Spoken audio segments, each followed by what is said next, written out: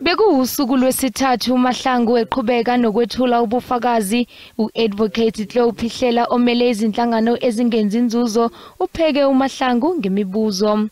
You indicated that you first heard of the death, I think, on the 12th of September. I said that there was a death mentioned. I do not know exactly what the one death I referred to, and I've given an answer already on record. It's been 6 years to remember each and everything that happened there. I honestly, I'm struggling to try and remember everything. Uthi wabe inhloko yomnyango uDokotela Thieho Silebano akazange mazise ngokushona kweziguli. So you can see my difficulty here.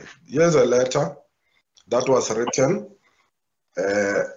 and you went to for the site visit, and you are telling this court today that the issue of deaths were never reported. It never arose while you were there. I think it's quite difficult because it's something that's quite important. People just discuss issues of kitchens and not deaths. I find it very hard to believe. Lesigcawu sizoqhubeka kusasa.